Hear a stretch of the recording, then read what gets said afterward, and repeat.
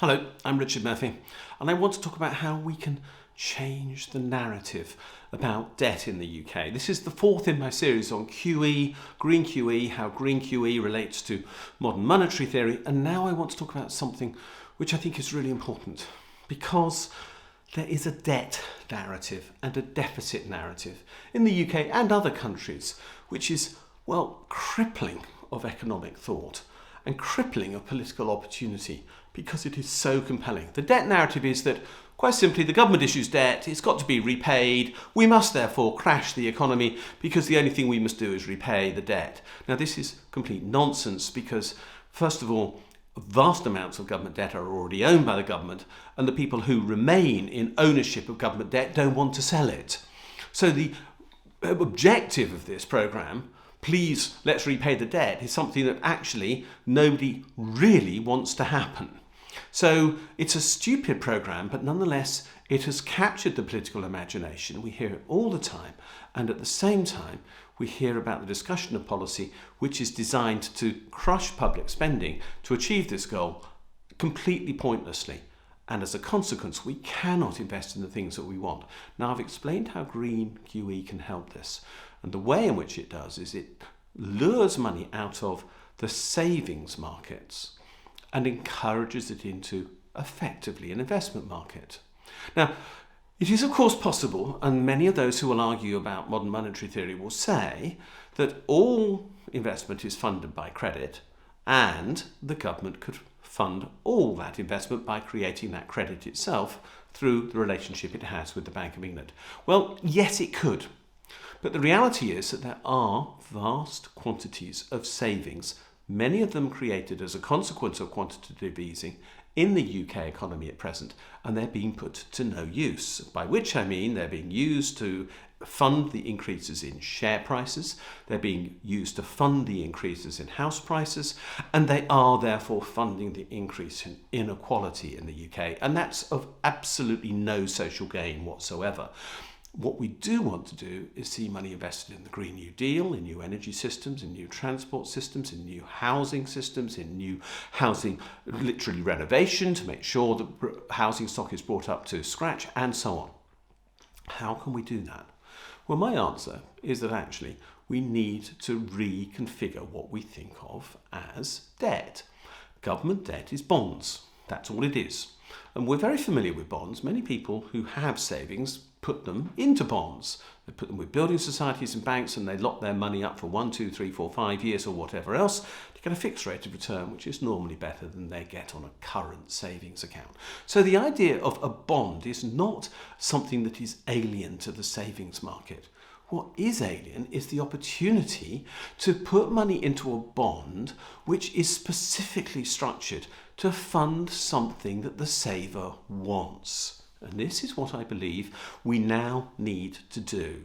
We need to literally have the government create, through its National Investment Bank, which I propose it should create, a whole series of bonds which will attract those people who want to buy government-backed investments, because firstly, they will pay a decent rate of interest, which, by the way, might be only 1% at present, but that is still good in the marketplace, particularly with a government guarantee without limit. And secondly, because they will actually make them feel good that this meets their environmental or social or governance objectives, which is so critical in the savings market now. So suppose that National Investment Bank wants to fund the building of a hospital in somewhere. Oh, I don't know where. Let's call it Sunderland, made up on the spur at the moment. They could create a North East England hospitals bond.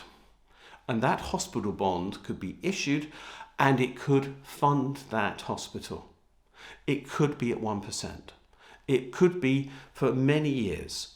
It could be that the account will, of course, be open to being bought and sold, or simply opened and closed as an ISA account is. It will have a government backing. But the point is that when we're trying to encourage people to shift their savings from where they have them now to where we want to put them to constructive use, without requiring that there be additional tax burden and without there being the debt narrative of it being an antisocial activity to have debt, then what we need to do is get people to buy into the idea that debt is actually something they want to own, because they can see the tangible consequence of the benefit of their saving.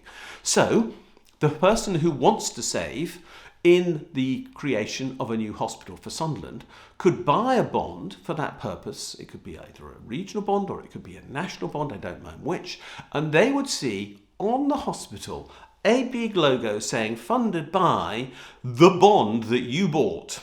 And the same could be true for other things. There could be a regional bond for each part of the country. There could be a Scottish bond, there could be a Welsh bond, a Northern Ireland bond, a North East England bond, an East Anglian bond, or so on. Or there could be an NHS bond, an education bond, an energy bond.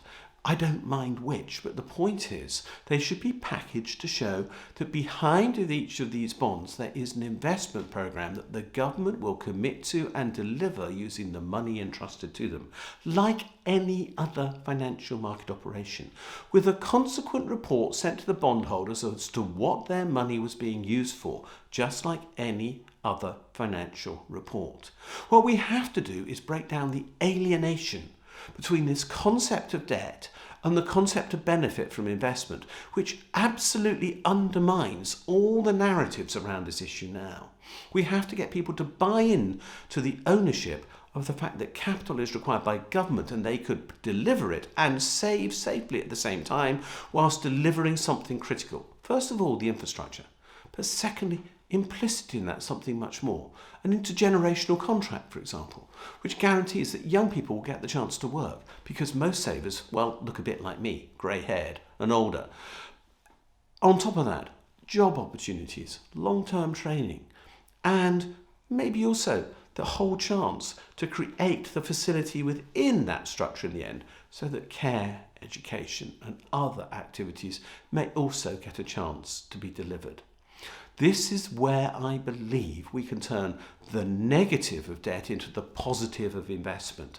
And the only way we can do that I can now see, is by getting people to actually, quite literally, own the idea that this debt is a good thing, by getting them to buy it.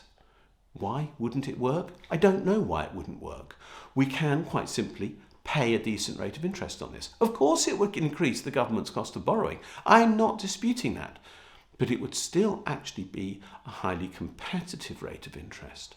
And for the benefit of providing secure savings, apply for a social purpose without putting demand on taxation, for the benefit of the long term of this country by creating an intergenerational compact, and a compact between those who are retired and those who are working, which is fundamental to the relationship that those two parties have, because those who are retired want those to work to support them. Those things are all critical to the basis of the social contract of this country. And as such, I believe these types of bonds could be a major component in the future structure of the way in which we look at debt in the UK economy. And the government that embraces this idea is the one who breaks their own subjugation, their own capture by the debt narrative, to enable them to deliver what the people of this country want. Thanks for watching. If you're interested in what I've been saying in this video, please subscribe. There is a button below the viewing screen. If you're interested in what I have to say on Twitter, I'm at Richard J. Murphy on that medium. If you want to look at my blog, that's taxresearch.org.uk. And we have a Facebook page as well, Richard J. Murphy. So one of those things will get you more information on what this video series is about, and I hope I'll see you again soon.